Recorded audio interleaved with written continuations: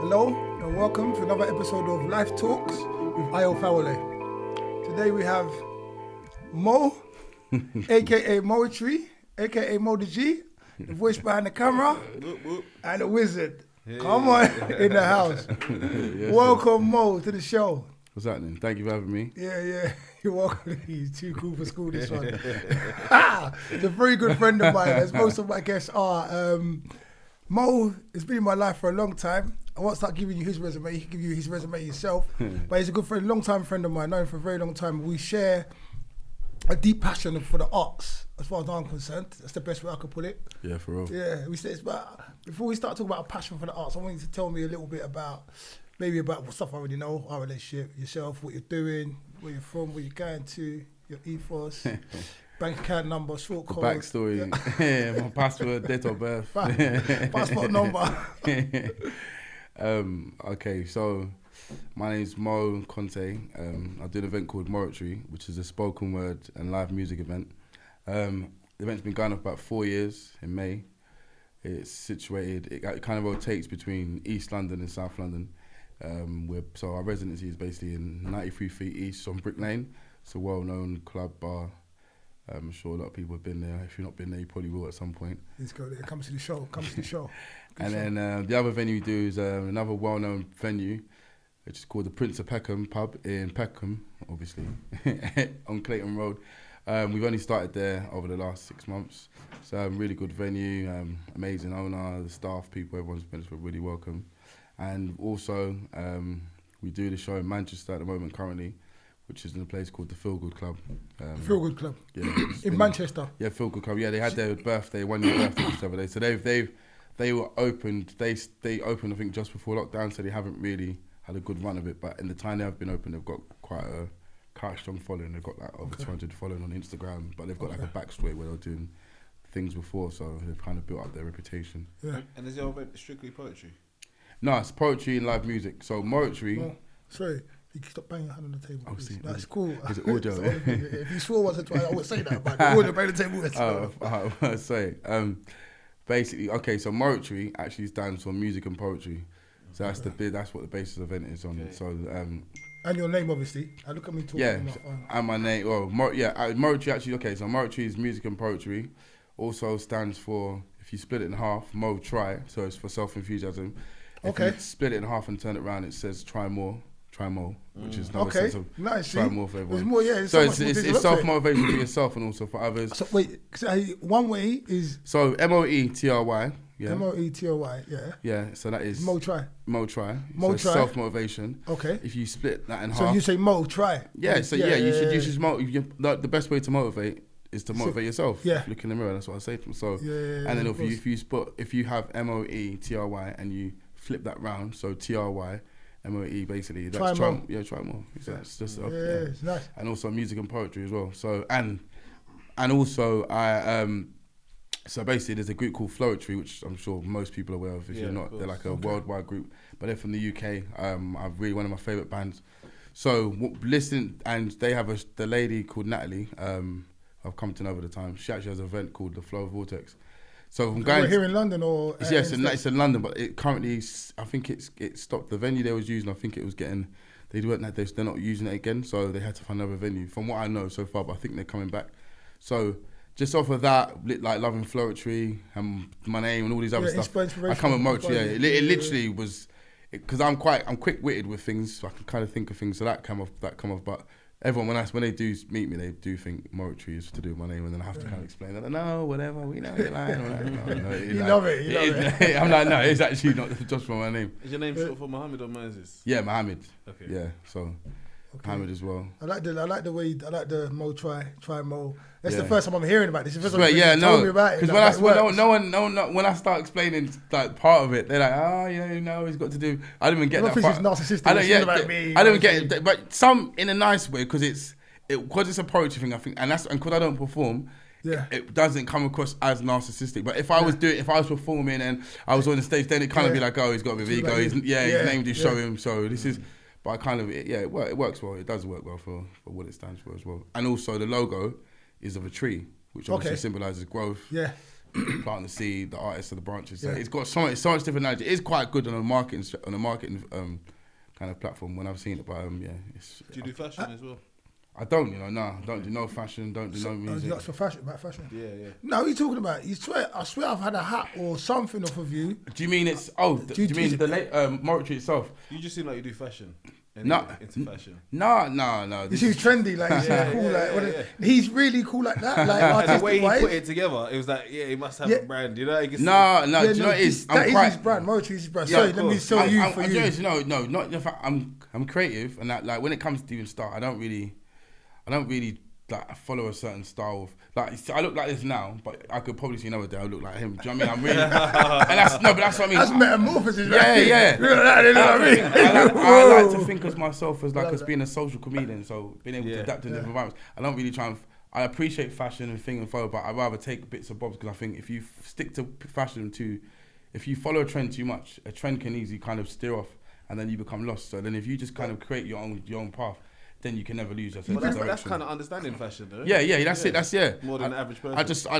I don't really. You've been around long enough. Yeah, it's accidental swagger sometimes. I don't mean to do. Accidental swagger. Yeah, you know, like someone. Oh, I like what you are. I didn't mean to do that. But yeah, I did. I think you the just last take it. show, I think I saw you wearing like one of them old school Machino. T-shirts. Muscle tops. It was like really. Yeah, it was. When I saw it, I was like, rah! Like he just pulled it. He pulled it back from the past. I don't know where he pulled it. The off-key ones with the Yeah, prints. the off-key one. Yeah, it tucked into your trousers as well. So he was wearing it his way, but into chinos. We never had chino pants back then. So yeah. So yeah, it's a bit risque, but it worked. It worked, didn't it? Yeah, you got it. But I think you have to kind of test the boundaries when it comes to certain fashion as well. And you got to think like back in the day, no one was wearing like skinny jeans and that, especially like in black culture. It wasn't really. It wasn't like, oh my god, it's like the grungers and the rock and rollers do it. Now skinny jeans and ripped, it's alright. And now people that do grunge and like rock and roll, they have their trousers. They were though. Because in my days, like not in my day, but in my day, there was times where there was drain pipes. I remember wearing drain pipes. I had drain pipes. No, drain pipes. Okay. That's skinny jeans, already. Okay. Drain it's pipes. A different name, really. Yeah. Okay. I think it's more. But I remember wearing drain pipes. I don't know how. I remember. Okay. Maybe the ripped jeans then. Nah. It depends on your age. Yeah. How old are you? I'm 30. Disclaimer now. The club, you know, like you're gonna see the viewers go down. Like, disclaimer. I'm 38. 38, it's alright. You got years. Yeah, we was in that same era. Like it was. I don't know. It wasn't.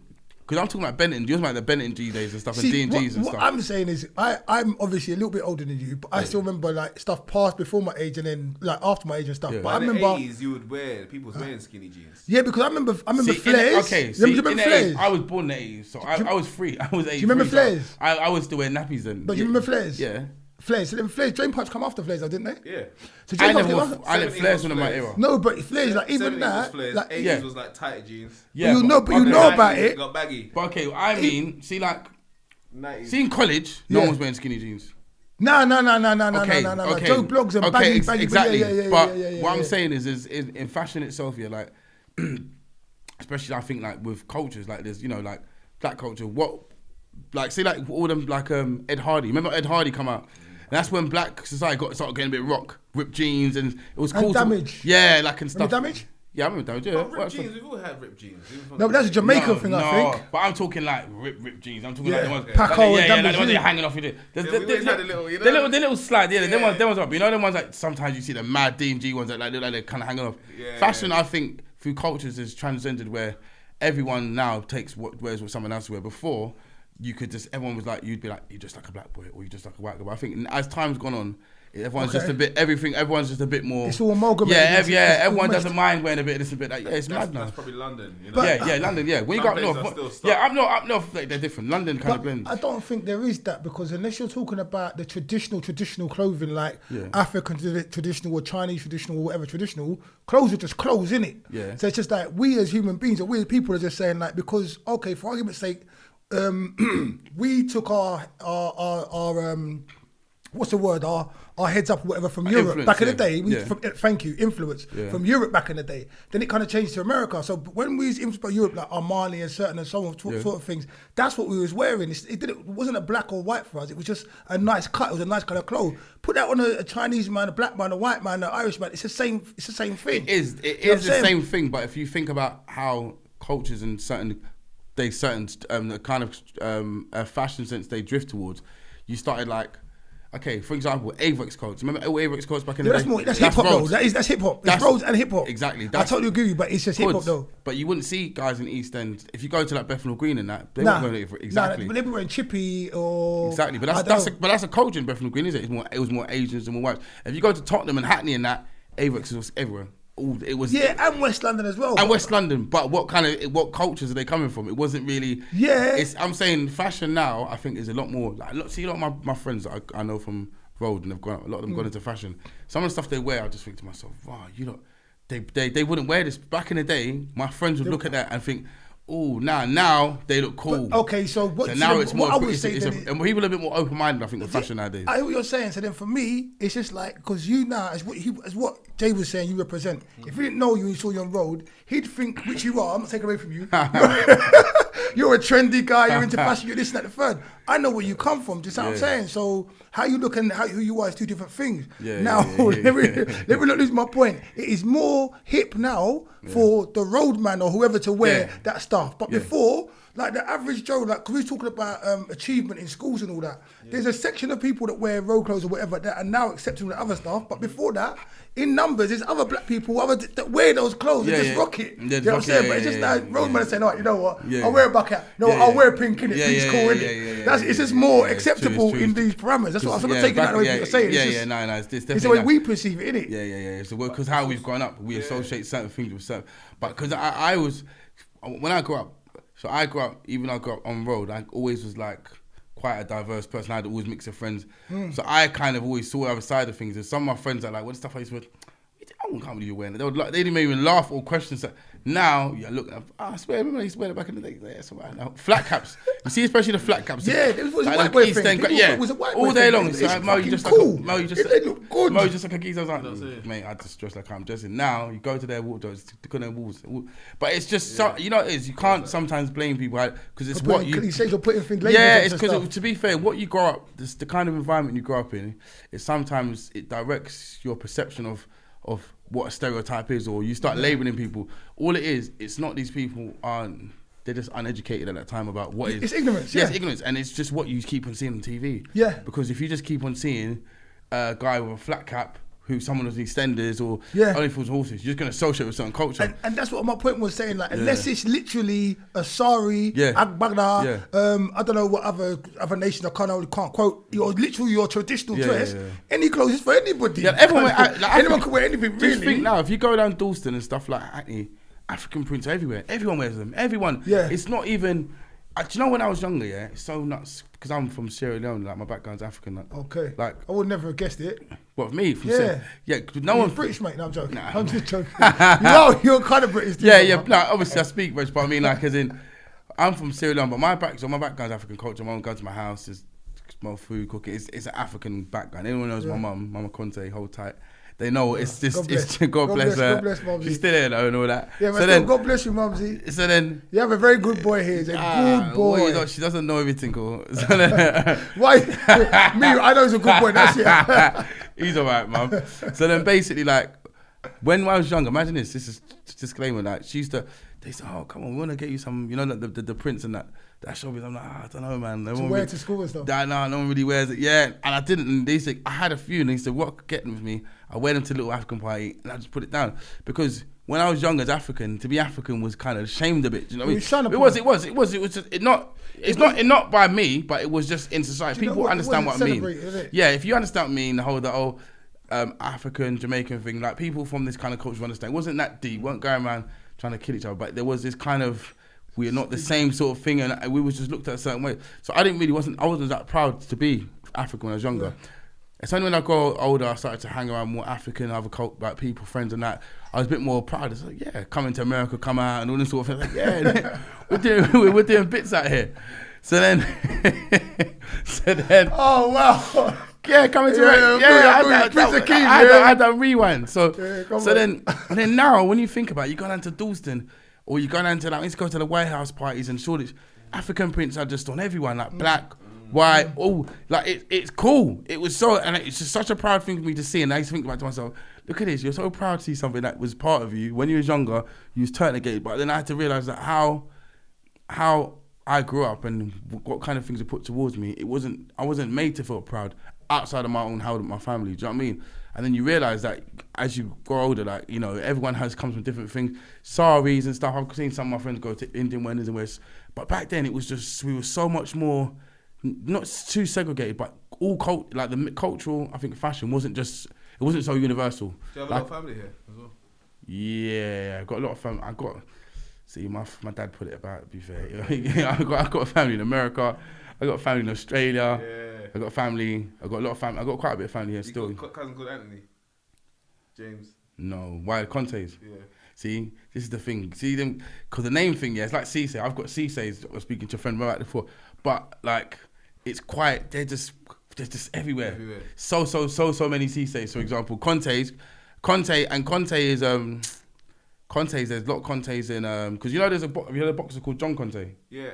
Yeah, see? And I didn't know about that. Every time when I was younger, all the like English guys, yeah, John Conte, big serious boxer. And then all I know was Muhammad Ali, and I was just thinking, he's just trying to mug me off. But then I looked him up, and he actually was quite a good boxer. Yeah. So there's a lot of Sierra Leoneans down South London as well. Yeah. But yeah, cousin-wise, I know like most of my cousins like Tottenham, Hackney, I think some a bit like up north.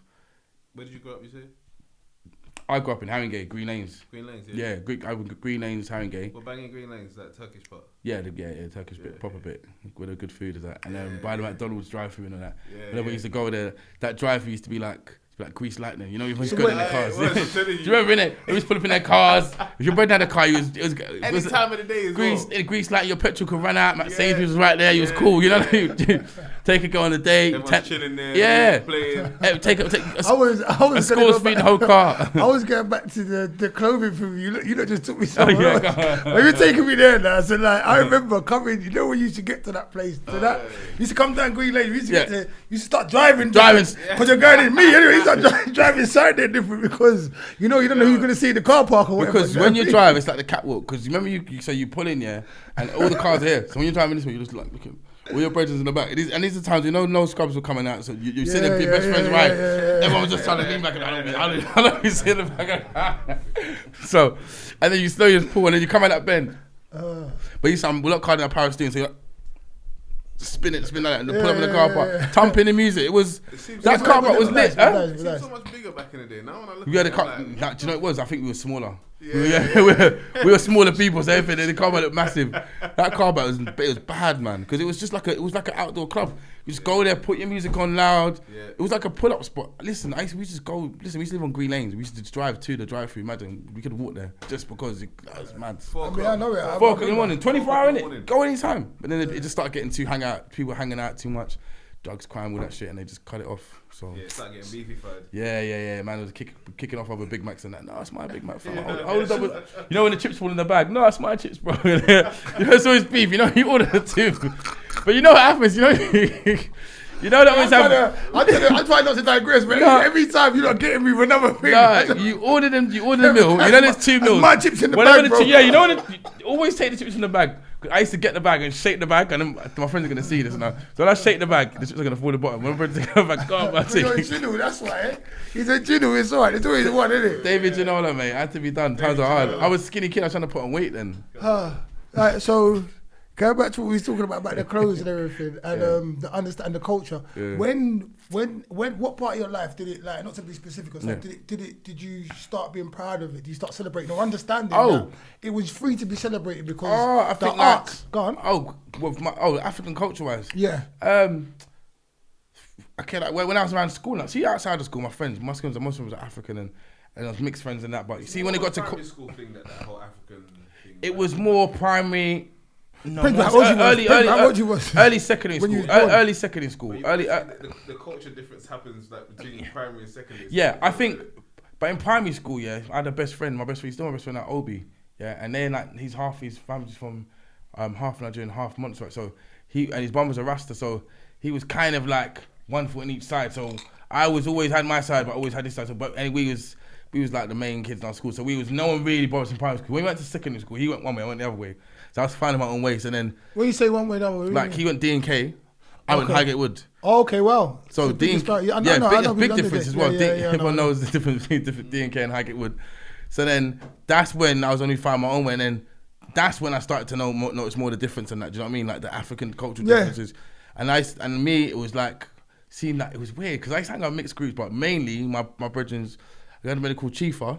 Yeah, come on. The jeweler. Yeah, the jeweler. Yeah, that's my best friend. Yeah, Chifa. That's my best friend in school, and Sway. Derek DeSaffo, the rapper. That's how I even know Shifa because he was managing Sway when I filmed. See, imagine, small circle, yes. So it's us, we're like the Africans right then. And then them times then we was there were more Africans there, I guarantee, you know. We were like Africans, we're the Africans that came, but we're the Africans, but fashion and money wise, we're the Afrikaans because we didn't really have it, we couldn't really do it. And when I went to where the West Indian boys, they used to have like the designers and all this stuff, and we still put it together. And I always remember, that's why now when I see them do as well as I do, they'll know like we went through it in school. We didn't have all the stuff, but we was happy, you know what I mean? And there was little kind of, we used to have, you know, they'll try it with us a little bit. It wasn't like segregated, but I just remember we were mostly hanging together and it was like that. So only when I started going to college now, even money wise, I used to think, the West Indian guys doing better now. You don't really know. See, when I started getting towards top of secondary school, I started to see a bit more different. Okay. Like the cultures are changing, and then you start, okay, well, Africans do more fraud, West Indians do more. Then I went to college. That's when it all spread, mate. Then I started to see the movies and shakers, and I thought, okay, we're not really. It's not something to be as looked down upon. Do you know what I mean? People are just making us look down on ourselves. I'm proud to be more African, and then sitting this in, you see our college, everyone was just mixed. You say, see, I got me. Wasn't that one of the leaders? Yeah, that's what I mean. Yeah, he was like one of the pioneers. So it was all there. That college was like Dangerous Minds. That college was. Dangerous Minds. It was like Dangerous Minds. I like that college because you know what? To be fair, see, there you go. To be fair, it's like what the voice behind the camera was saying before about how that thing happened at a certain time, that racism thing at a certain time, and now you're saying it was like, what did you say, Dangerous Minds? Yeah. I think for a lot of people, when they was going to school, their school was Dangerous Minds. Do you understand what I'm saying? Yeah, in some ways, but I mean, you got, think about shit, because shit goes down, because shit goes down today. But you got to think, think about this for one, what you got, even in just certain road culture things, we had a lot of people, remember that a lot of that time there was a lot of East, like Tottenham and Hackney, that kind of rivalry thing was going on near them times. Yeah. We had a lot of people from Tottenham in that college, a lot of people from Hackney, but there was never really anything between them because we all kind of got along. I think you had all Alex and Joel and all that from Hackney, then you had all Dwayne, Tox and all the rest of them from Tottenham. Wait. Do you remember Alex used to have the bike, the moped? Big Alex now, he's Big Alex. That's Joel. Yeah, he's big now. Joel ain't that big, but Joel's brothers. Joel used to have the golf and sit outside college. Yeah. Joel was used to be he's big. Well, yeah? Alex is big now. Alex is shorter than he. Alex used to have the motorbike, the peds. Yeah. Right, him. And then do you remember my friend Akin? Akin and Jonathan, all them. Yeah, so remember we had people from all different sides, but they was cool in our college, but then there was a lot of bad boys in our college. Like, there was a lot of serious guys, but it was cool. Our college, we used to sit. Road was that kind of. It was the road. It was the block. You used to sit outside. You used to sit outside college and smoke weed. You used to shop from the college. Yeah, we used to. Listen, I used to come and pick up their team. Listen, I'm telling you, the canteen. Not me, but I know people out there. Yeah, we used to see them. Remember the canteen? The canteen was at the block. It was a strip. Yeah, me and my friend. I don't want to say his name on camera, but nah, don't be out. This is history anyway. Not my story, not your story, it's his story. His name's P, yeah? Yeah, for the Pack, call him Pack for now. Pack of Crisp for now, yes, yeah? Okay, he's gone there. But this is back in the day, we all changed anyway. And literally, like, the canteen was a long strip. So we'd sit at one end, and one of us would have a bit of weed or whatever, get the money off there, and then come to the other side. It was organised crime at its finest. And it's not even glorifying, but I'm saying this. That's where I learned. Bang and them man was there, wasn't it? Yeah. That Bang was yeah. But no, do you know what made it worse? People used to come to our college that weren't even in our college. Yeah, that was it. This is when I knew this college was. See, yeah, imagine. So I was like, I'm like 2 years younger than you. See, I'm telling you. So I used to have a pass. This is what I'm saying. It was like Dangerous Minds because it literally was a breeding ground for criminals. But I don't want to mean disregard it. I still learned stuff, but that's where I started to mix. Okay, being African is not bad thing, fraud, all that, because it was more. Crime was normal at college.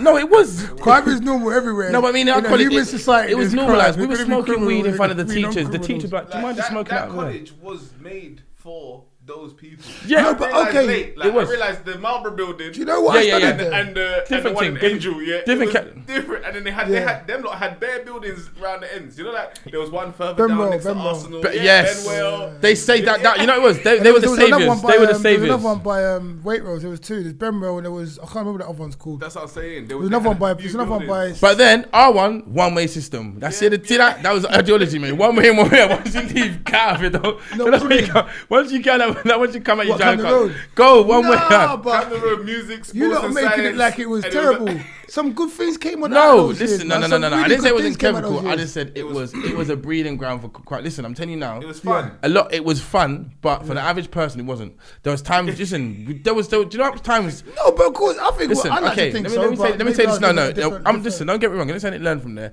The majority of times, Yeah. I used to go to college when I didn't even have college. Yeah. To hang in the college because it was a fun.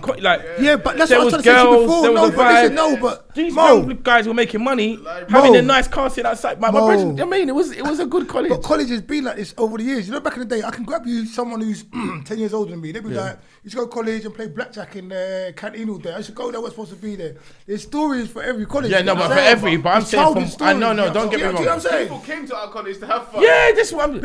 I don't think you understand what that college was. Bruv, there's Listen, gonna be people watching this, not they're every gonna say Camden Road yeah, is the spot. Camden Road is part of college, All right. part of history. Maybe I live. This is my manner, so maybe. I think maybe I'm not not this. giving it much Maybe props to you this was given. you succumb to some of that stuff a bit more of a younger age. So maybe it wasn't as wowty. But to me, when I went to that What do you college, mean? I went Highgate Wood. I'm saying like no, but I'm saying when I went Highgate Wood was it was a good school. Don't get me wrong. There was people that were naughty that got up to stuff in there, but it was nothing like D&K. It was nothing like maybe Tommy Moore, which was like it had trouble. Them D&K used to come to Highgate Wood and rob the school. Like imagine that. Like we never done. There was nothing. So I was seeing some mad stuff when I was young, but I wasn't next to it. So I went to sit in Islington. I was like, what?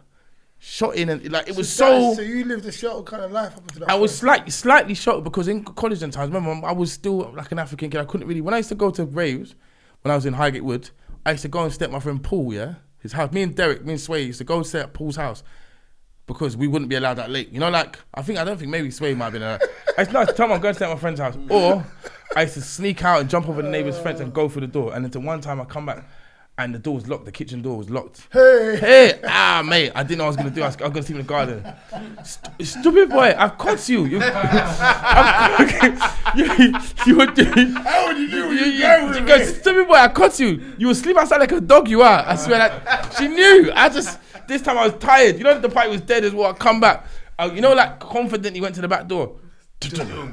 And stupid boy, you tried to wake me up. Sleep outside. That's bad. Imagine, slept. I had to climb over the wall again. These times there, and I didn't climb. I scarpered because she come out to the door. So you know the ones these times back in there, my mum was fast. Like Usain Bolt, like you scarpered. like scarpered, bruv. I'm talking. You know, there's probably like nail marks on the fence door. When you jumped The up. way she opened that door, and these times it wasn't even double glazing door. You know, like the double glazing door, it's got two locks. This one was a normal old school. One wooden bang went down. Like a rat up the pipe over the fence, collapsed next door, and I had to just stay there. And then that's it. I had to stay at my friend's house to go raving. So I didn't see a lot what some my friends were seeing in D&K. I saw a bit later on. So what was your first exposure to the art, like the art form that is Moetry today? Okay, so what was the spark for that? well, I've always loved like rap. A lot of people don't know rap stands for rhythm and poetry.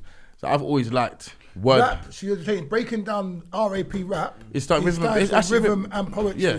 So me actually, I this think I knew that, but I didn't know that. you probably knew it, but I didn't know- it's not something that No, always I've comes to not mind. heard Yeah, it you've before. heard it before. Yeah, you're probably Wow. aware of it. I like the new thing. So then, and Rap, I like rhythm and poetry people. Yeah. Yeah, so see, and a lot of people don't actually understand the note itself. Like a lot of people that look at poetry, they'll put poetry in a box of like Shakespeare, and poetry, I think, generally has a kind of boring label attached to it, only because, maybe boring, not maybe boring, but quite not as energetic or I don't know, maybe appealing as it does. Exciting. Yeah, because when you learn about poetry, it's usually to do with Shakespeare and stuff like that. When I learned about that, what it kind of associates with music, see like Common, I love like Common, Talib Kweli, Nas, even Tupac and stuff. When you used to go and listen to lyrics and like Nas albums and stuff, they used to have the lyrics written there, and I used to see how the words are constructed together, and it was like storytelling, and it was kind of animated. That's when I started to. That's when my hunger for it was started to be created, and then when my thirst was quenched for it, as I went into like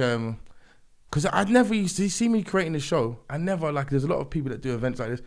They've actually done things in their background, like to do, they've spoken with artists or they've maybe been in theatre. I've got nothing. I've got nothing to do with it. I just like music and I just love wordplay, and I always used to write like little kind of quirky statuses that played with words, and everyone said, "Oh, you should write poetry." And I had a friend called Lex, a very good friend of mine called Lex, and they said they always used to say about my status and said, "Look, we've got a little group on I think it was WhatsApp, was it Blackberry?" And they goes, "Join this group," and we just put our work in there. So I go in this group, and then they would say, "Oh, come on, write something," and I'm quite shy. Don't feel no, listen. Listen. Hold the press. Listen. I want to. But you know this. Listen, no. No, wait. Look at me. You know I want to mess with you. You're shy. No. You're shy. Let me elaborate on that. What I mean is like, I don't like being put. See, like now, this is just a natural flow of my personality. But see, like when someone asks me to do something. Oh, you know, someone says, "You're funny, make it up. Say something funny." I don't like it. It's like being put on the spot. So when they're asking me to do something, it kind of makes me kind of like, you know, you pour salt on the snow and it just goes back into the show. That's what I kind of do. So then I did it a few times, and then I liked it. I kind of liked the reaction I was getting off it.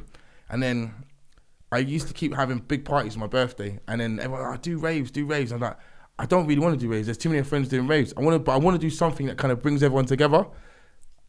And then I just went. I saw something to do spoken word. I thought, you know what? I really love to do something like poetry, but spoken word is a lot more. Spoken word, for those who don't know, is a lot more animated and a lot more. I think it's presented in a different way as opposed to poetry.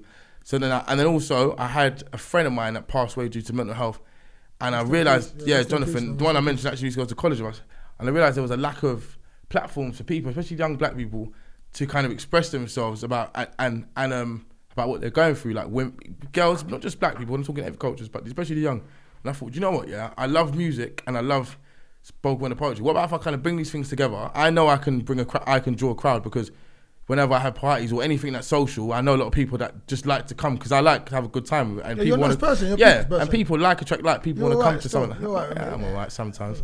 And then so I thought this show Moetry, and then literally it went. The first one went well, and then since then it's just kind of. It's kind of grown, and it's the crowd, like you see, are not people that normally go to the event, and that's what it's a nice mixed crowd. I love that. It's hard to get tickets sometimes as well, even if you've got tickets. Yeah. You know? I'm going back to the shy thing, you know. That outburst, you might think I was a bit crazy or something like that. Like, my outburst of me being shy, I'm going to let you continue talking because for you as well, because I've been on stage at this gentleman's show numerous occasions. I'm an actor, you know me, I get scared, I get butterflies. I'm telling him, I'm even stuttering now. And I wasn't even acting. I'm telling him, like, now I'm a bit shy, let me ease me into this, and he's like, nah, don't worry, you got this, man, that shy what? Like, he never ever has an incident like this. That's why I said, when he come out and say he's shy, then he'll go into the mic and say, yo, well, his next act is one of my friends, but he's telling me he's shy, man, and out me and throw me right under the bus, you know. As if he's shy, like, every single time. So for you to say you're shy, that's why I jump like that. In certain circumstances, because I don't even... Like, I write spoken word pieces here and there, but I rarely perform them because it's hard. Like, do you know what it is? For one, I have a very quick thinking mind when it comes to wordplay. So, even talking now, I have to consciously think to slow my speech down, because if you know me, you can kind of... My friends probably understand 50% of what I say. They'll tell you that. Like, but see, like, presentation-wise, I speak fast, so I have to know that... No, I'm not speaking fast. But as I said, see that now. I do. I'm actually. This is me thinking to talk slow. No, but if you got to know me, you would come to me now. You're gonna come to me now and then be like. What I would say to you, know what he does? Now he speaks fast. He'll speak fast and throw words away. So he speak because he knows the words. He'll be anyway, and just throw a word away because he knows what he's saying and go on to the next thing. You know when people do that kind of thing. Yeah, and then you get lost. It's mad. Like so only some generally he probably knows I speak. Even fast. When I talk to him on the phone, like, he would understand some of it, but sometimes he might not. But he will know on the gist of what I'm saying. So that's part of the reason why I don't like to perform until I need to kind of get more control of that. Well, also, how are you gonna get over it if you don't perform? This is the cat. I know. This is the cat. He's just talking. You're sorry to say, like, you perform every time you go up and do. That's different. No, what's that? Hosting. How many times have you seen me? How much time have you seen me actually perform spoken word? No, but when I say you perform, My thing is, that's me hosting. You perform. That's something else going on. I don't know what's going on. Yeah, when you perform, is whether you're hosting or not, you're on the stage in front of everybody. See, when you go up before me and you talk to the people, that what you're doing is what I'm scared of. What I know I can do as well, but it's what I'm scared of. Until I get my feet wet in the water, then I'm all right when I get the feel for the crowd. But I'm freestyling. Yo. But you got to think. Let me explain something. The difference of that is, I can see that. I'm a very quick thinker. I can roll. I could sit here. Like if I go to a party, I can hold a room, make joke, because I'm like that. But if me to stand there and recite something I've spoken, it wouldn't be the same thing. I guarantee, trust me. I'll do something at another one, it doesn't sit well with me. And also because I've had so many artists perform, you got to imagine how much. Okay, for an average, I have about 8 to 10 artists a show. I've done it for nearly 4 years. There's a good few hundred I've probably seen. So the more I see these artists perform, the less it entices me to do something on stage. You get what I mean? That's not good, man. It's not. I know but it's just the. But why are you hiding from something that you're even putting on? It's not hiding because. It is hiding. Okay, do you want me to explain something? I didn't create this show for me. It was more. I created the show for everybody else. Me just performing is because people want me to perform because they know I've got it in me, but. I don't really mind if I don't. It's not a passion of mine being an artist. I swear. Do you know what? If it's up to you, you'll never go up. Do you know what? Do you want to explain something? Okay, perfect example. You see, like Jermaine Dupri and that, yeah. Yeah. Even though they do rap, yeah. Yeah. They just produce. He produces. No, he don't. He's good. Jumps and better songs. He don't. But he does. He's not a good rap. But even your reason for not stepping up don't make sense, bro. He jumps up, he's not a good rapper. But whatever reason, if you don't want to step up, you don't want to step up. No, you got to step up. I'm trying to do more, but I'm giving you the reason why I don't. Not say I don't want to. No, I have. Do you know what I mean to tell you something? Try Mo. Yeah, okay. Mo try. Imagine the irony of it. Mo try. Mo. I just woke up. Do you know what? No, it's saying that I did actually do something the other day online for some like American spoken word. I think I was saying some American spoken word house. They do like, it's like house is like a kind of organisation that do big events over there. Yeah. Drop me into that as well, man. I've got some big things coming up with them soon. So they actually invite me me to the show because I always have to beg to get on your show sometimes, man.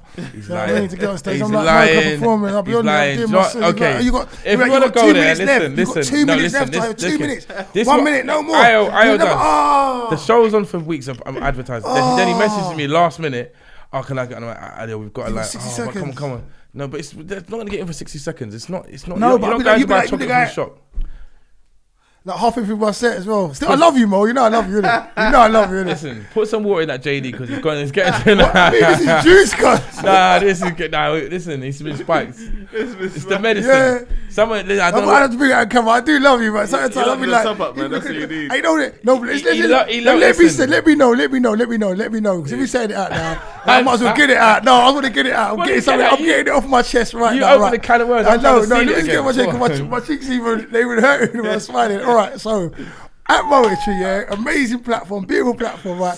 I felt, what's the word? Like, I can just try to look for the word for that. But I've been on stage trying to get my flow on, and most of he's like, 2 minutes, 3 minutes, all right, one more, like, 1 2, and then someone else will come on. He'll be like, we can't do much this show, and we'll do a 20-minute piece, like 20 minutes, and they'll be talking like from. You know the difference is he respects me more. I'll be honest.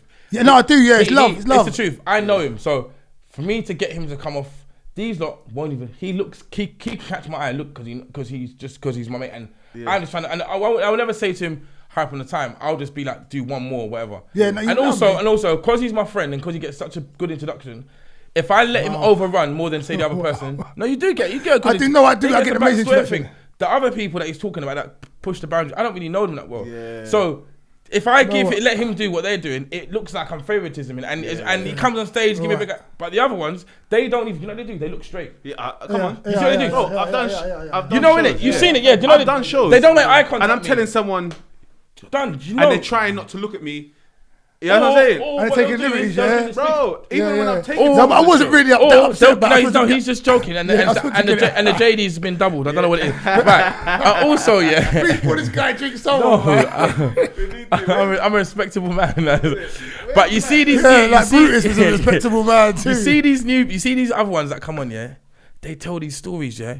You see these other ones, you know what they do? They tell these stories like, oh, I've been through this and been through that. And then they go and do this long poem. You can't cut them off.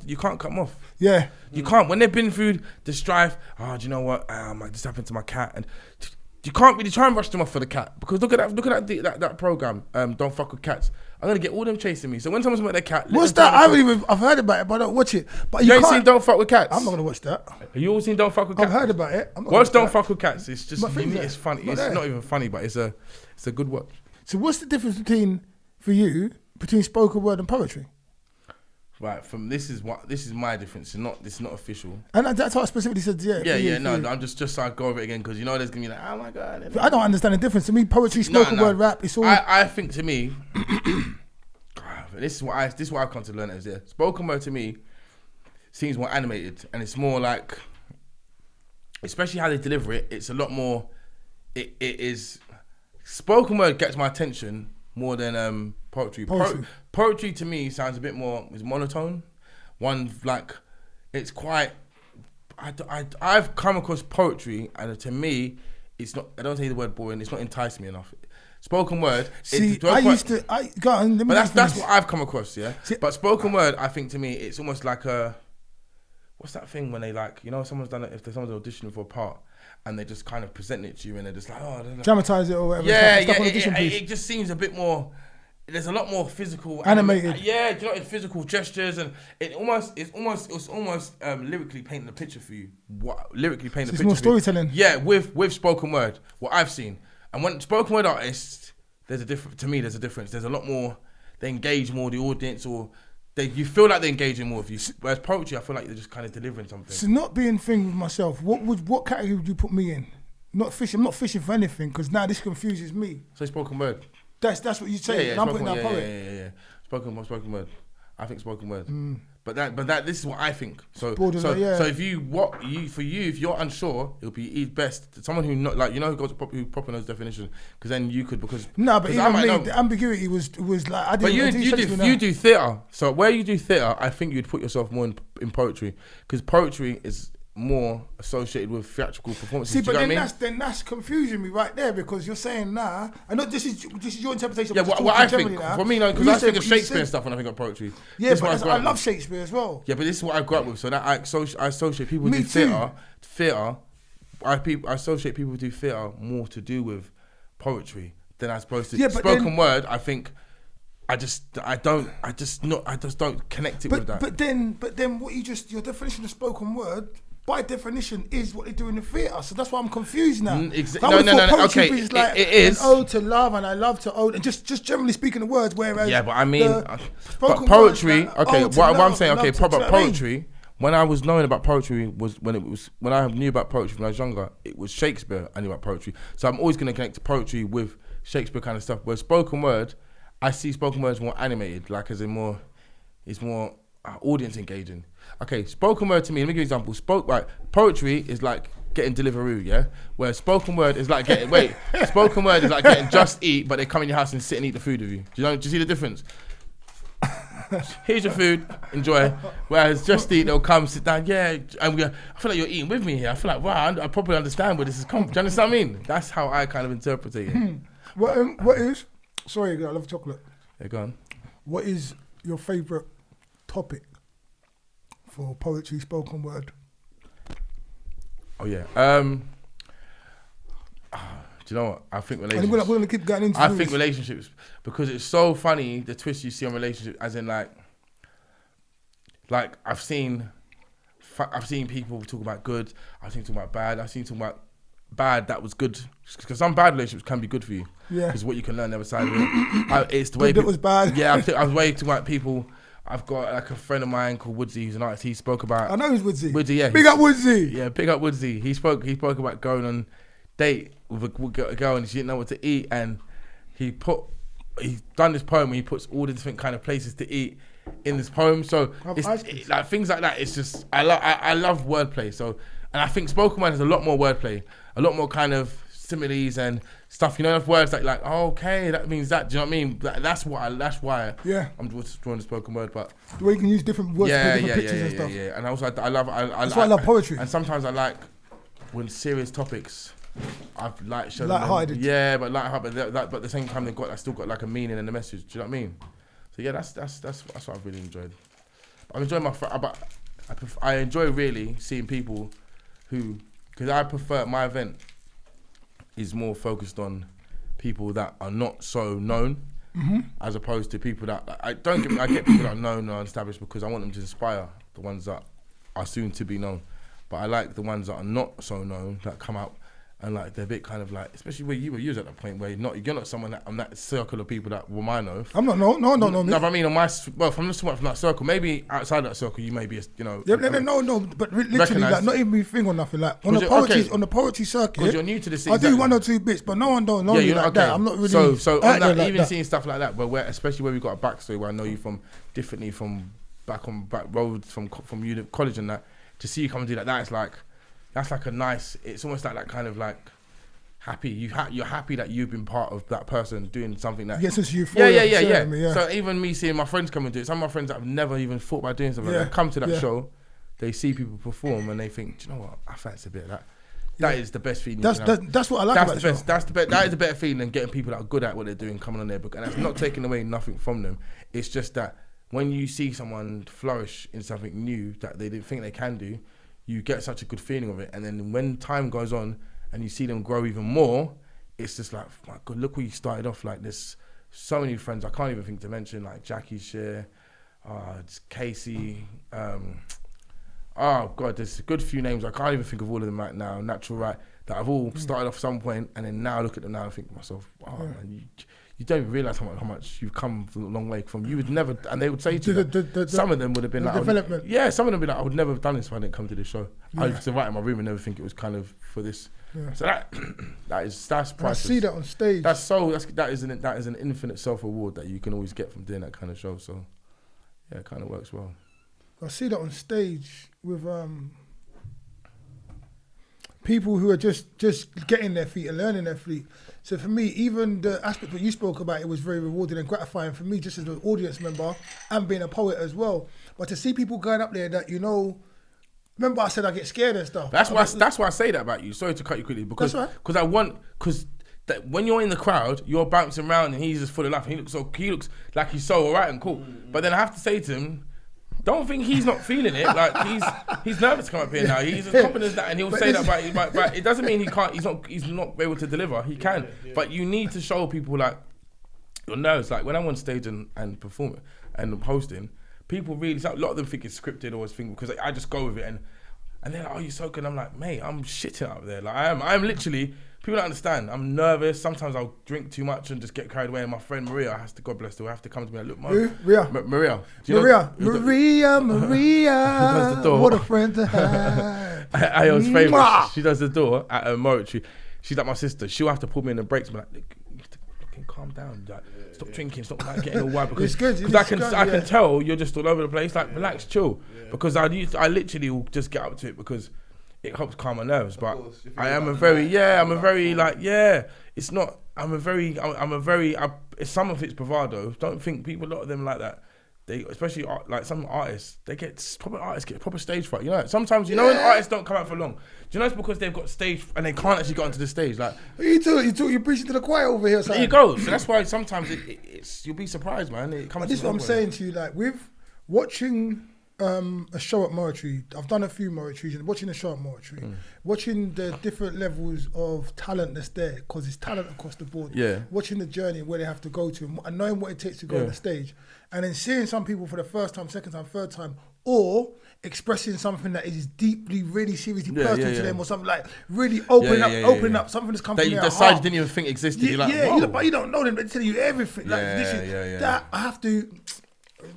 Take my hat off to it. Take my hat off to it every single time. And that's just seeing that platform allows people to do that, and seeing the different levels of skill and all that, knowing what I've done, what I can do, where I've been, even though I get scared, I'm not the greatest, but knowing all these things and knowing what it takes and stuff, and then seeing people that, mate, it's an amazing thing. It's amazing. And you know what they can do? It's almost like sitting on that sofa, like that kind of stereotypical view when they go to the counselling, the guy or girl is on the sofa and they're kind of pouring their heart and their problems. Like, it is almost like self-therapy, because you come on the stage, you kind of deliver, you kind of put out what you've gone through, what you've been through, and the thing about doing that is it's not conversational. So there's not like a friend to go, oh, but I think this, and you're just saying this is what it is.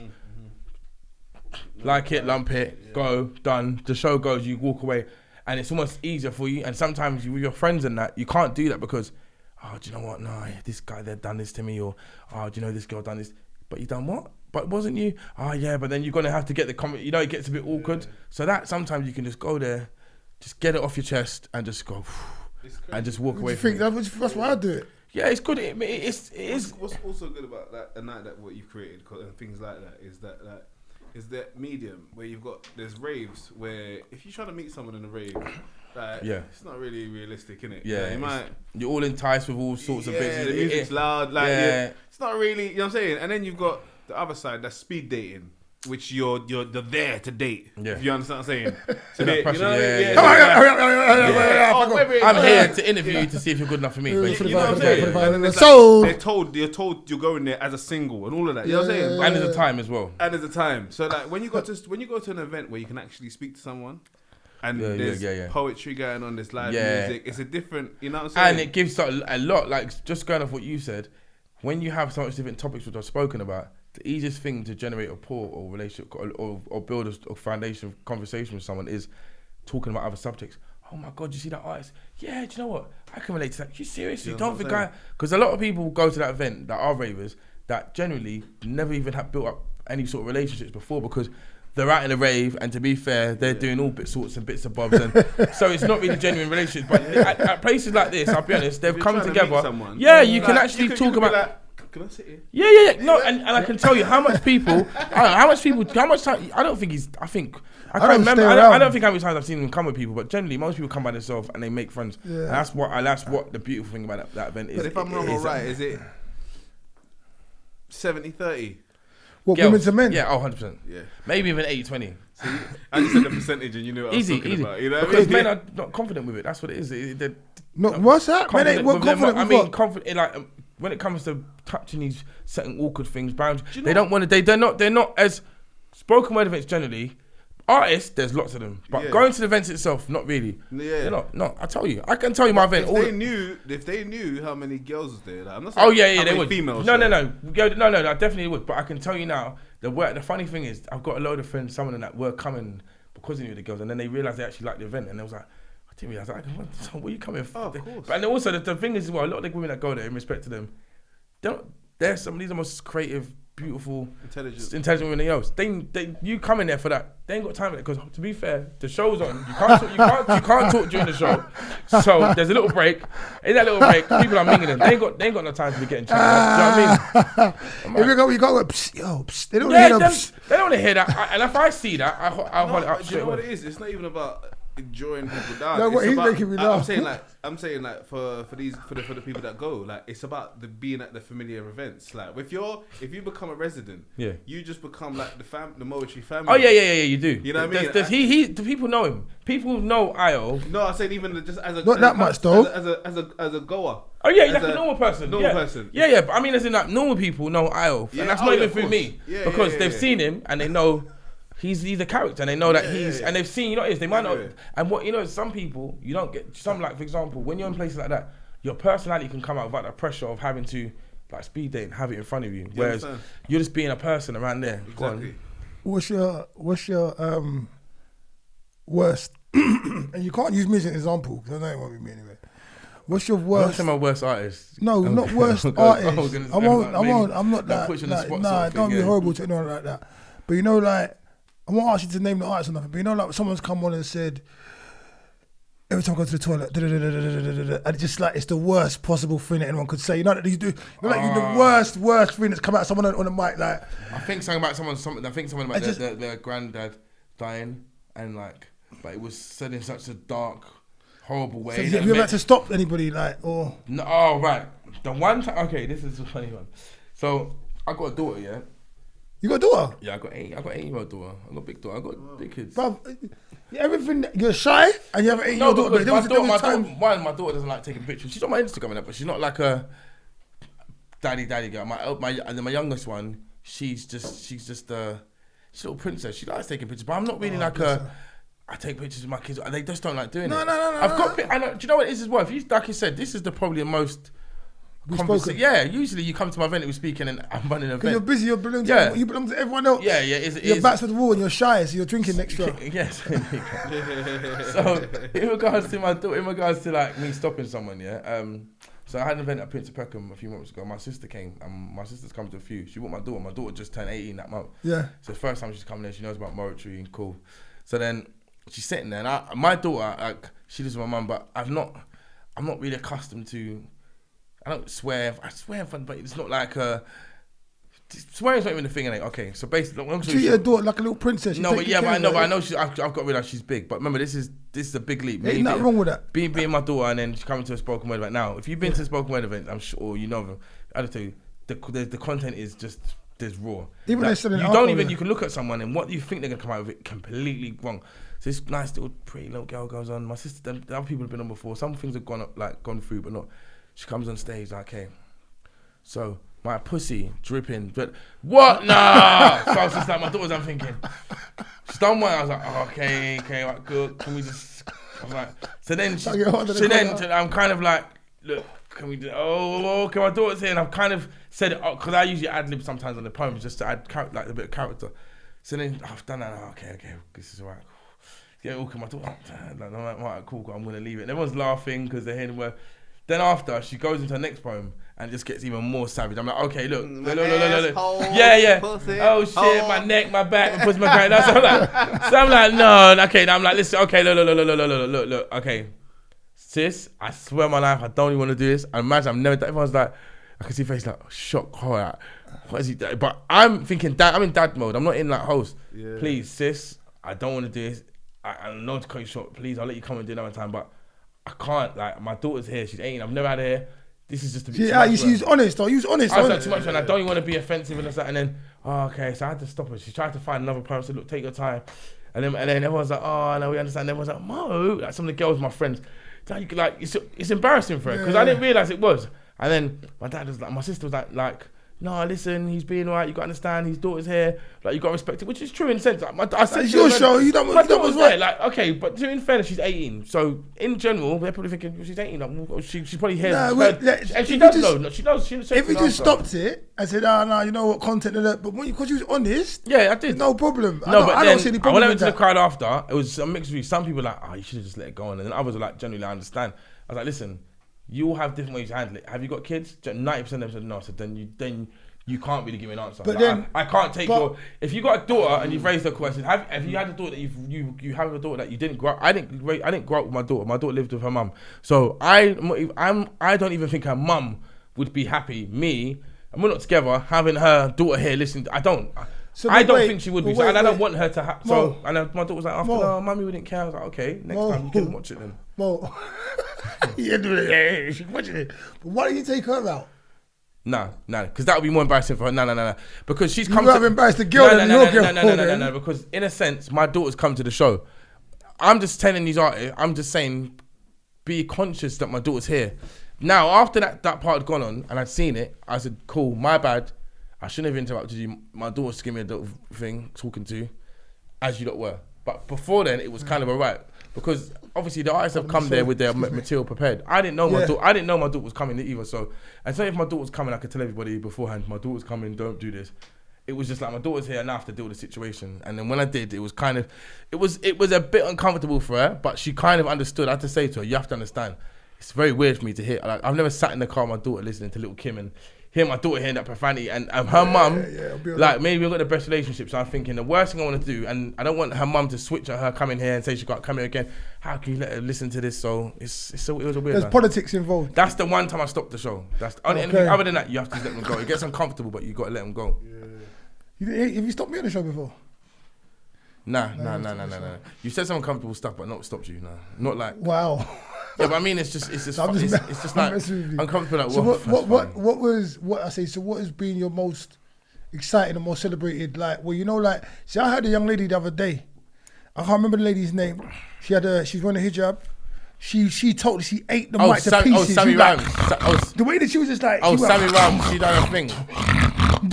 She just like, and for me, she was so powerful. She was strong. She A to Z. Yeah, she done the alphabet with whatever alliteration. So it was like, always apples, awesomely, but it made sense, and it was like but she done half of it, but it was so fast. It was like because you went on stage.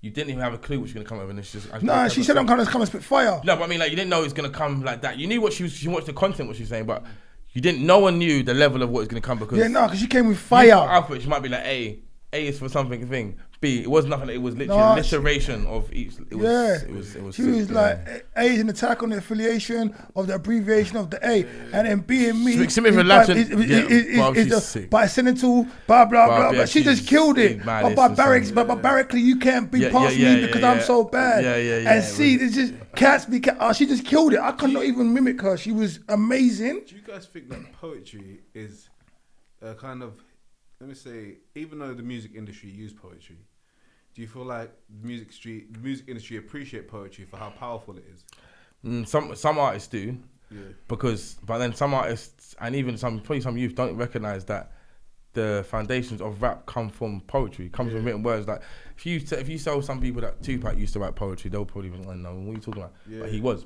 Tupac was a very well respected poet in his sense. I swear Tupac's even got a book of poetry. Concrete from the Rose. See, there you go. Imagine some people would never even know that. So.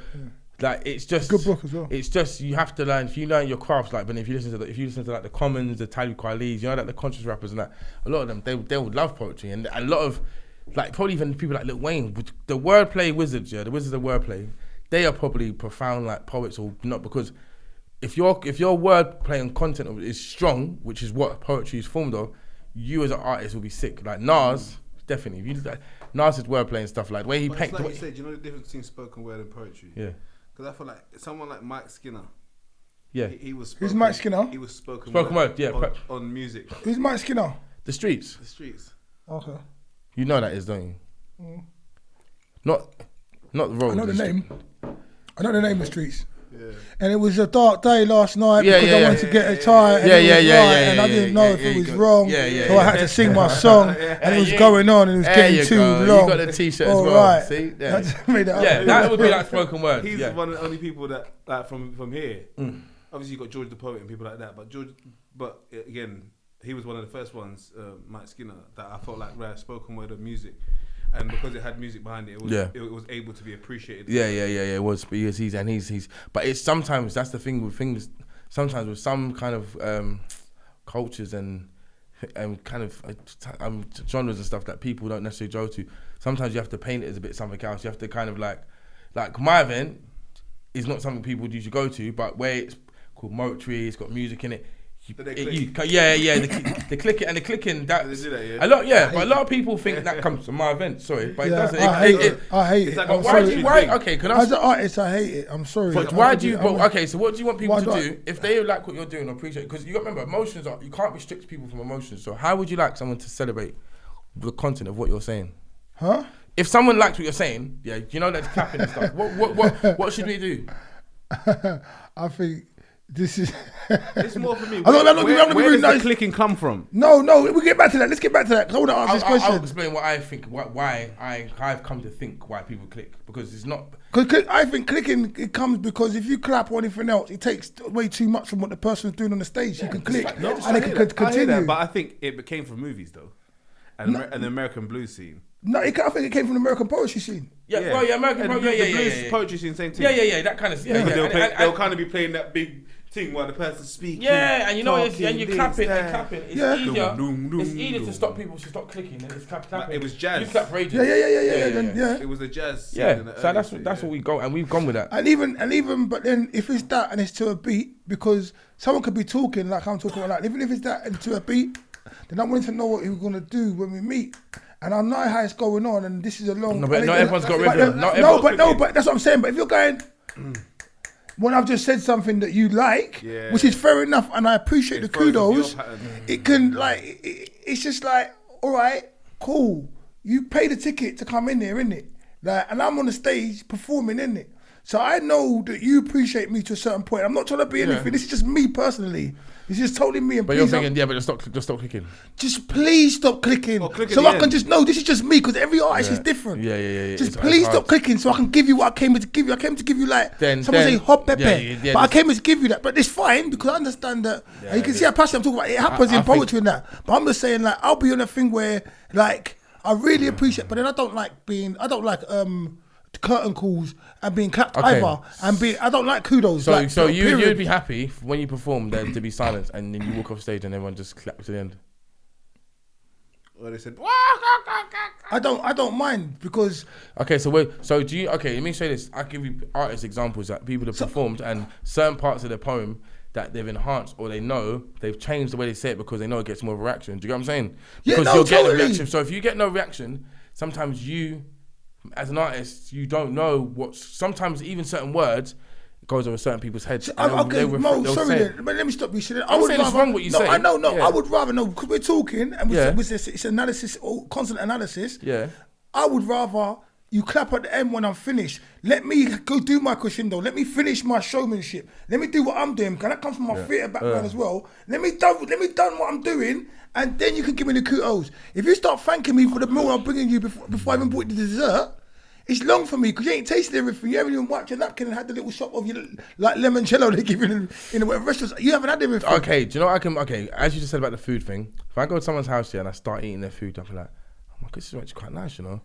Then by the time you finish the food, you might be like, oh, do you know, what did you make to cook? You may go in and ask more questions. That's the difference between clicking is the slight little comments of compliments, and then as opposed to right at the end, where's the recipe for this? That's when you're giving more of a clap. And I love that, and I swear, and I don't want to make a disparity between me and my anyone who may want to be my fan or who is a fan or whatever. I don't want to be a thing between them, but I would rather like you shut the fuck up, let me finish. And then tell me, I said shut the fuck up. Yeah, I did. I'm not being rude. No, I'm just saying it's not in a bad way. I know. I'm not trying to say it in a bad way. I'd rather I see people when I'm performing. I'm not trying to be a egghead or nothing like that. Just different people do different stuff.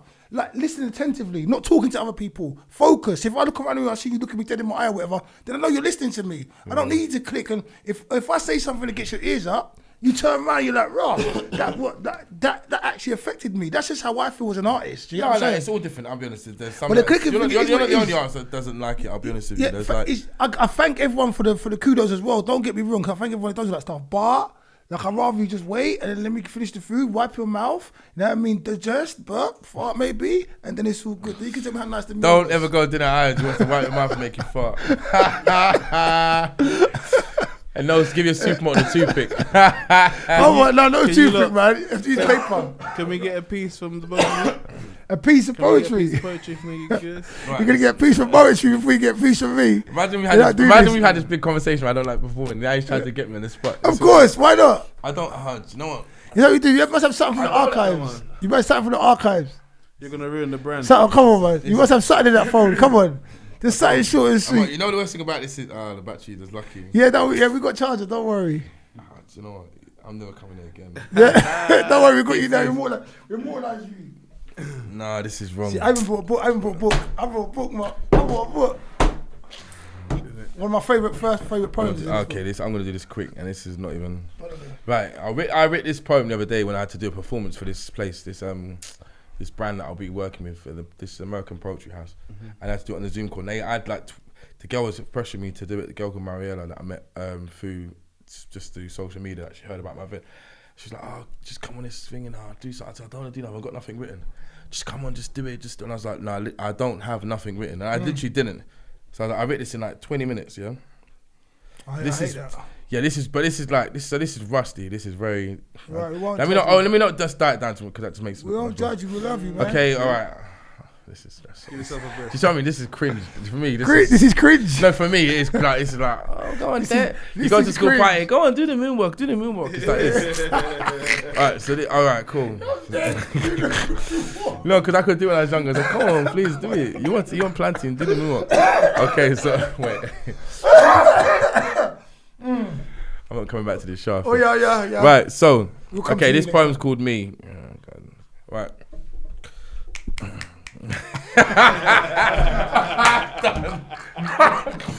Yeah, I wanna. It's like clicking up, going on. Right, okay. Let me put game face. Okay, me. It's called Me. As I look into the mirror, I take a minute to question who looks back at their life in reflection. Searching for answers, I think to ask a guy a question. Do you think your life is heading in the right direction? Have you tried to make the best of opportunities that have come your way? When you wake up, have you been thankful to the universe for seeing another day? Do you realise your mistakes and aim to make the same one not again? Have you managed to separate from who your associates and whom are your friends? Well, then as I pause and I close my eyes to open them, I'm now the person who is due to respond. Hoping that I say the right things and not the wrong. I feel like I'm driven to live my dreams, heading the right way to fulfill my destiny, trying to be a better man and strive to bring out the best in me. I try to take time out to count my blessings and be grateful, love all of God's creatures and stay away from those who are hateful. Even though when I make choices, they may not be the right one, I learn from these times to ensure to make the most of any opportunities in life when they might come. Those whom are in my life are all colourful characters and creative people who show their true colours and keep it real and aren't see-through. So I'm not saying I'm yet the Mo I'm right now. So I'm not saying I'm yet the Mo I am right now. I feel like I'm starting to. I'm still a work in progress and far from the finished article. There you go. Nice. I will clap. I will click. Yeah, you crying over there. You're still alive. You crying over there. I'm crying over there. That was a nice piece. But you're still alive. He's still alive. He said, yeah, he's still alive. You never died. You never exploded. To me, it's about the message. Yeah. The message is the most important thing out of the whole thing. Like, it's like how great you're performing. It's more about the words and the message. You know what I mean? And you had a really good message in that one. I appreciate that. Lovely. Okay. It's a lovely too.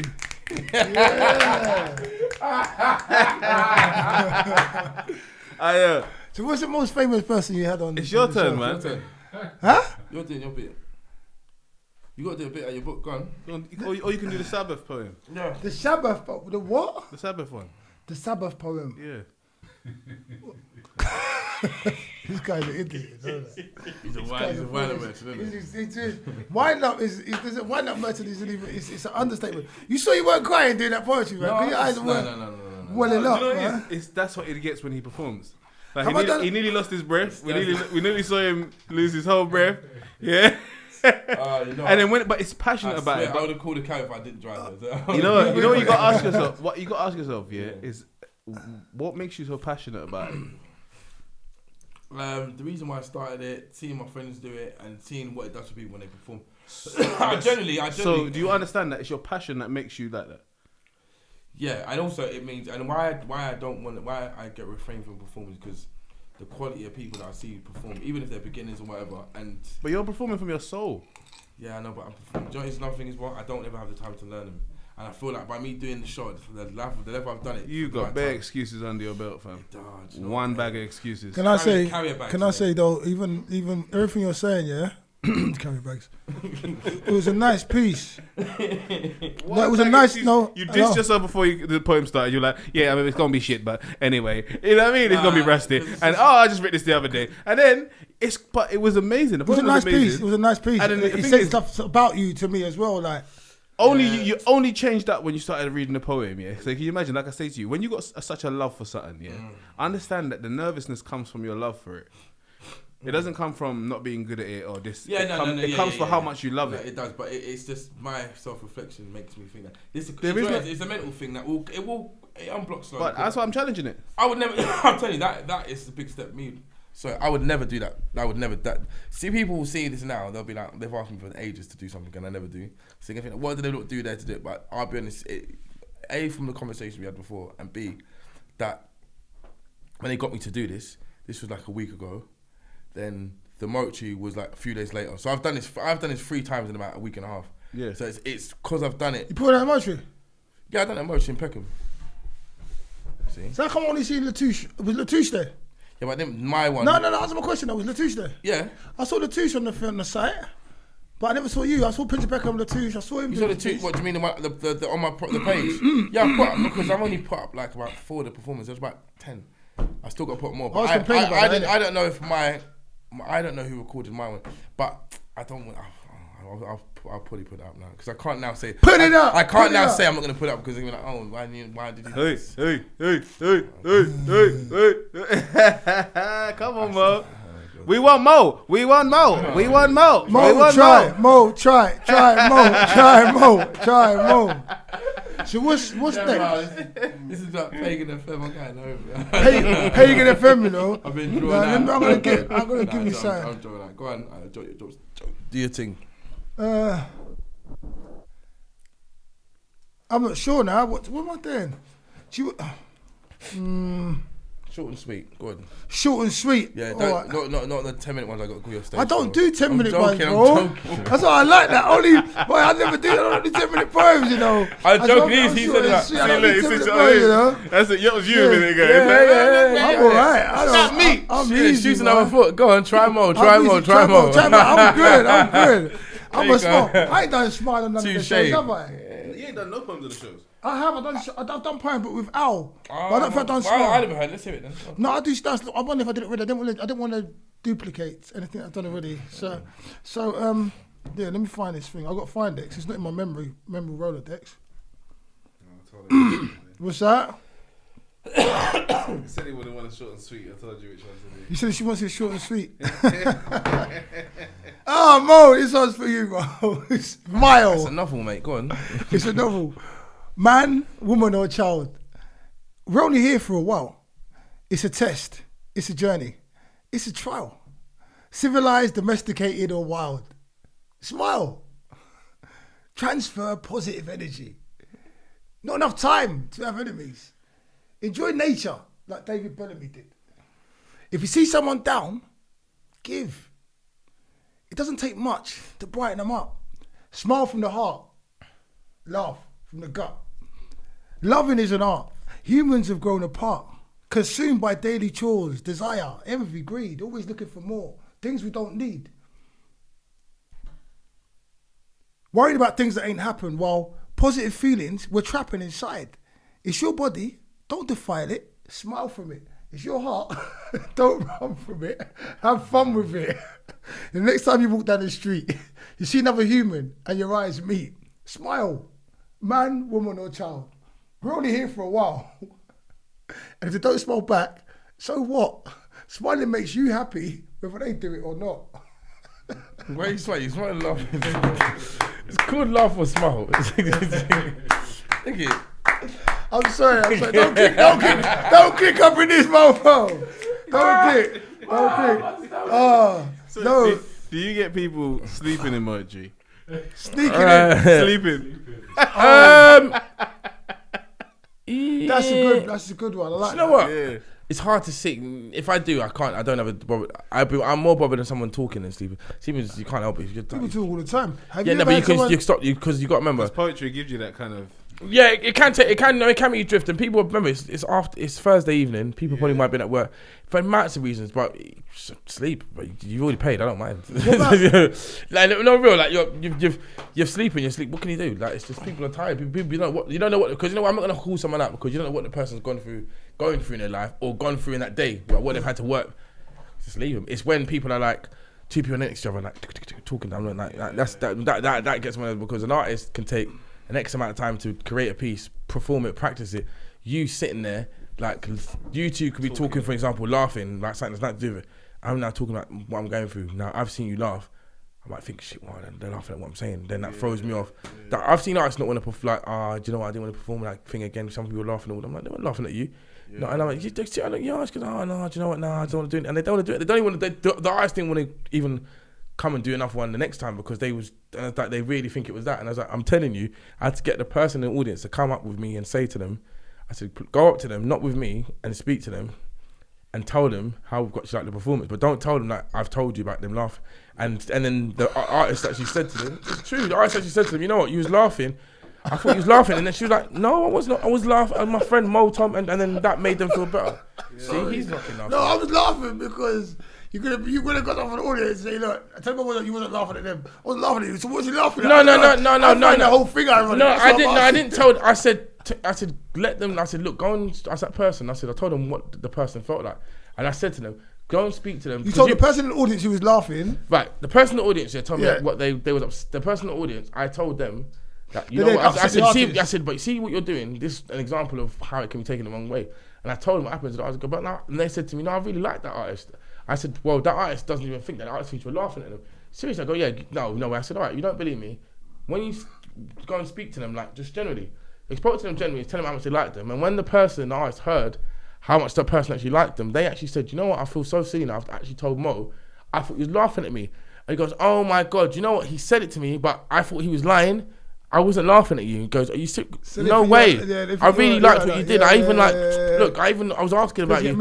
Yeah, but that's me. But you can't always do that because that could have taken it the wrong way by the artist. The artist could be like, oh my God, now you like put me in the spot, made the person come up to me, and like you probably made them say that because I'm quite I don't take shit. Like I'm quite on it with my friend. Like, come on, stop talking. So they probably think that I've made my friends go and say that to like go and lie. Do you know what I mean? So it can go the wrong way. You have to manage it right. You have to know. I know that person there is going to say it in the right way to that person. Other artists, I won't even let someone try to explain themselves because I know they're not going to believe them anyway. I have to just let them get their own self belief. So everyone, you have to, it's people management, isn't it? You have to manage people. Everyone, you can't manage everyone in the workforce, for example, the same way. Everyone is individual. You have to have individual relationships or individual strategies of how to handle something. Where do you see yourself? This is a funny question. It's popped in my head. Where do you see yourself in like 4 or 5 years with this thing? Do you want it to develop into anything else other than it already is? Well, speaking to you, and I've got influenced and inspired by you podcast wise. A bit later down the line. More putting together like things for schools, like where they can teach like courses, for kids of how to wordplay together, and also raise more awareness with smart youth. My friend does it. A guy called Quinton, Mr. Melise. Quinton, he's not a dread, is he? Not Quinton. No. That's Quincy, isn't it? Quincy, yeah. That's cool. You know Quincy, yeah? No, I know talking about though. Yeah, so then this Quinton, and basically it's having kids, like younger kids, especially to do with like that, want to be in music and stuff. And I'm not saying that what the drill and all the other that I say is bad, but there's other ways. You're not saying that what is, sorry? The drill artists, like even you're not saying the drill form of music the content, because some of them, what they say, because a lot of it is violence, but that's not what they know in it. But it's dark. It's dark. But I think there's other ways that some of these kids can put their music across. I'm not saying they shouldn't do it like that, but I'm thinking, do you know you can write like this? And do you know what I mean? And I think, and also what you're going through, and I think sometimes that music, when you put it out like that, it kind of almost encourages you, it kind of riles you up a bit unintentionally. Mo, let's go back. No, let's go back, because now you've just brought back from me. You're talking about dangerous minds and all that other stuff, and you being exposed to whatever is exposed you wasn't exposed to before. Yeah. I think at one time, I was talking about Alan Chanabout, I was doing contemporary dance and jazz and Afro-Caribbean at the same college. We were talking about the dangerous minds school. So I might have been going on like, but I was doing dance and exercising art That's stuff. what I mean, just because you're here and see it doesn't mean you have to go down that path. But I'm saying, just because you're around it and just because you associate people to do, like the people I grew up around, some of them are proper wrongers, but I've not really done that bad in my life, if I'm honest with you. I'm just saying, so considering how the art you're drawn towards. But you need to just be exposed more to it. So I'm saying, maybe these artists that do that sort of music, they're not hearing other ways that you can put your music across. They're just being played fucking music that comes across in that way, and that's what it's to do. Or even express yourself. Yeah, express yourself, or maybe something, you can maybe do that in a way that's not come across so angry. And if you are that angry, let's talk about why you are so angry. Do you know what I mean? But I'm not, listen, like everyone has their own ways to express themselves. This is how I want to go down that path. But things to do with schools, nice.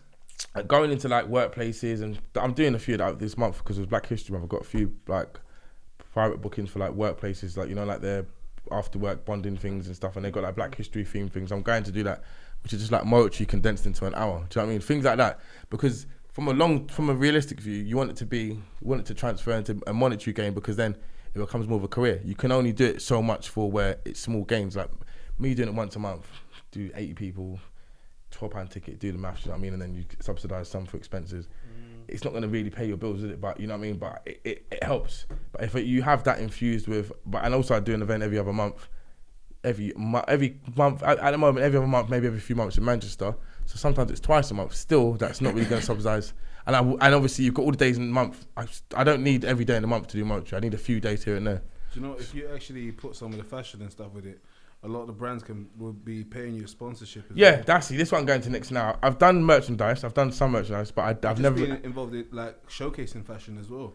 Yeah, no. Do you know what? I've actually got a collaboration. I spoke to my friend about today about actually having a creative space, and we're going to put art, and also she does a thing called my friend Leanne. She does a thing called the Club London, and my other friend Georgia Daly, Crudella Art. They do art and they do like vintage clothes, and we're going to do something where we have a space where we put spoken word artists on. and we have like paintings displayed around, and so so this I'm is ready, where it's I'm ready, going. I'm ready. Going towards, like, Let me know, I'm ready, I'm there. Jack of all trades. I'm ready, I'm there. No, I don't want to paint, I want to speak. I'm just spoken word. I'll get him off the stage again, clicking. Oh, man. No, but yeah, it's got. I want to take it further.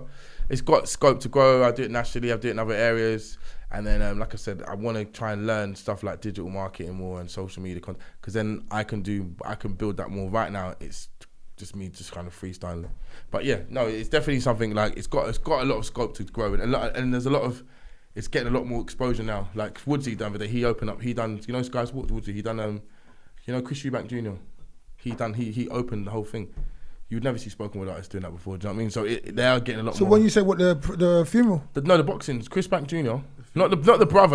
His other brother. I don't know. There's one brother that died. Do you know the boxer? Yeah, but I didn't know. Sorry to the Eubanks as well. No. He means obviously it's a misunderstanding, but I mean basically Chris Eubank Jr. So he opened up the main boxing event for that, and he like spoken was like nearly 1 million people tuning in. They would never have spoken with artists before, so it's getting a lot more platform and a lot more money. Where was he? Yeah, so it's there's scope to grow. I'm one of probably the few events that do it nationally. To do it in London and go to another area and try and draw a crowd, it's not easy. So 2 major cities. Yeah, it's mad. I've done Leeds, I've done Manchester. Some people ask me to go to other places, but it's very, very draining doing other. Like I'll tell anyone who does events, like going to another area is not easy because you're trying to flog not a dead horse, but you're trying to flog a horse that no one's really ridden. Do you know what I mean? It's just a different pattern. Yeah, and you know it's a different type of audience, it's different type, and it's just they just unless they know you, it's hard to get them in. I'm not gonna lie.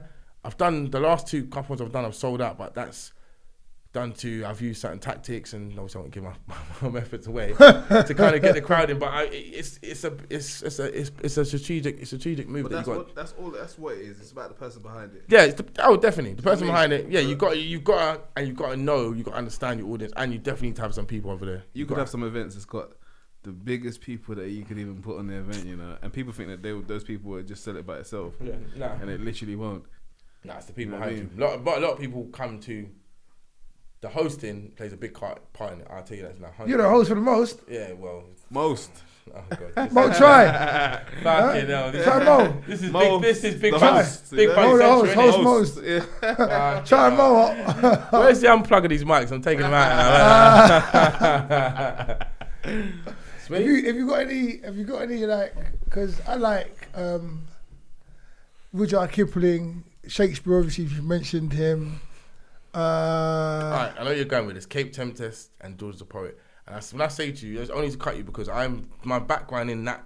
What'd you say? You're talking about what kind of people? I'm just thinking ahead. Are you saying artists I kind of like in that kind of field, like in poetry and that? Yeah, I'd love. Yeah. You just told me who you. No, but I mean like that. But the people you're talking about are the more classics. My knowledge. No, but I'm saying no. Okay, go on. You're gonna repeat my question, no, mate. Because I'm basically saying, because I don't want you to go down a path of like. Remember, I'm not really that clued up in that world at all. You know, like art. You know, like you have a knowledge in them artists. I don't only know. I know of Shakespeare. can't see any of his works. Romeo and Juliet, okay, cliche because that's from school. Enough. Modern wise, Kate Tempest and George the Poet. But who? See now, you know how the Kate? No, the coin has flipped. You know the Kate Tempest? No, the coin has flipped.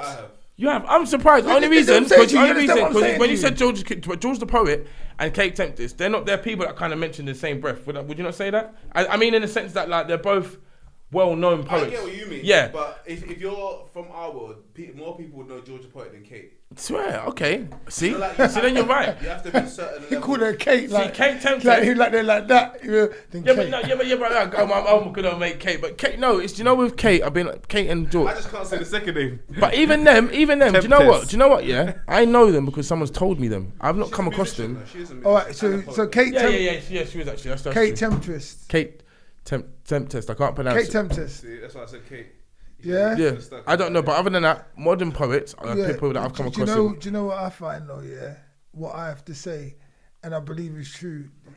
Every single person in this world is a poet. They've all written at some. They still know it. Yeah, I know. I've done it before, you know. No, but if you think about it, like, there's no one I haven't spoken to that hasn't written poetry at some point in their life. or they've got poems in there. not everyone, not everyone. No, I said, there's no one I haven't spoken to really Oh, you about have, poetry this topic, and they haven't put pen to paper at one point or another, or they've been meaning to get their works out and blow the dust off it. Yeah. Everyone's got a time when they would, I used to write poetry. Or write down how they're feeling. Maybe, yeah. It's the same thing as far as I'm concerned. Yeah. It's an aspect, it's your perspective. The same way beauty's in the eye of the beholder. Rhyme is You can't really like putting But something. poetry doesn't have to rhyme. It doesn't. It has to have a conscious kind of flow. You know what I mean? Yeah. A diary is not a poem. You know what I mean? It does have to rhyme, man. No, hold on. I don't believe that shit. Listen, if I'm just talking, then I'm not talking poetry. No, right no. No, I don't You're believe right. that. It don't have to rhyme. It has to flow. Yeah, I don't believe that's a rhyme. That's If what I I mean. want to say to you this, like I don't know what, like an abstract meaning of something, and it doesn't rhyme, it's still fine, but it's still poetic. Like, you know that they say like a rose by any other name wouldn't smell as sweet. That's Shakespeare. Obviously, I'm teething that. But when someone says just, I can't think of. Give me examples, you lot, of poetry that don't rhyme. I'm on your side. Give me examples of poetry that don't rhyme. That don't rhyme. I'd loved it when he said the clicks. I know the beach was vast and wide. The ocean was rough and hard. The wind was soft. That's poetry. The wind was soft. No, but that's a flow. That's a flow. There's a difference. No, but I know. But he just said they don't rhyme. Someone writing a diary is not poetry. No, but what I'm saying, that is okay, my random. point. No, my point. So you can't say people write stuff down. If you don't rhyme at some point, I'm not. Can I bust my point, please? Can I make my point? If you rhyme. My point, I'm just explaining to you why rhyme doesn't have to be there. My point has got a joint. No, yeah, cool. Your point can have a joint. Who gives a fuck about that point right now? No, seriously. Like, if I was to describe this book, like with anything I was self-promo, go on. No, this isn't my book. This is someone else's. This is an old book that I read years ago. Why is that It's not your book, but you can look. Yeah. And you're acting like a crook. And man ain't shook. I'm gonna still keep going. Listen, I'm gonna keep flowing. And you be knowing that I be doing this. Yeah. Don't take the piss anymore. Yeah. Cool. We'll get time. I like that. Insist. Yeah, I insist. Stop taking the piss. Now listen to the gist and just shush. Look, listen to this. So, my point is, is if I've got something like a beautiful woman or a lovely piece of chocolate or a nice phone, and I describe it in any other way, I don't call it a phone, but I describe it as like the epicenter to my life at the time. That's not a rhyme, but it's still poetic. See that rhyme you said? That's not a rhyme. Yeah, but fuck off, man.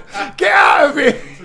Well, you know what? If you want to be silly, that's what, if you want to be silly, how's it going? You can be silly. But you get what I'm saying. Yeah. You understand what I'm saying, right? I kind of know where you're going with this. You kind of know where I'm going with this. I don't need affirmation of what I'm saying. I totally get it. But going back to punch, you're such a wanker. I'm saying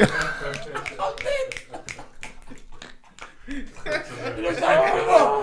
so that's live talks with Fawole on the subject of poetry.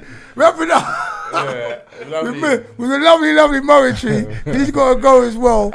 It's been emotional, but I feel like I've missed some stuff with you. We're doing that. I feel like we've gone around, but there's stuff. It was sometimes when you have these good conversations, you kind of obviously I got in tantrums a little bit anyway, but I mean you just because you're going into things that you didn't even think had that kind of much scope. But this is what you call it. It's an open and over conversation. Cool. We'll pick up another day. And there'll be more tied to the story next time. Yeah, and I appreciate you. Thank you for coming, Mr. Moetry. Thank you for having me, Dan. Voice behind the camera, Mr. My Wizard. The clicks. Family out here in what do you call it? The cockpit. This is the cockpit. Yeah. The cockpit.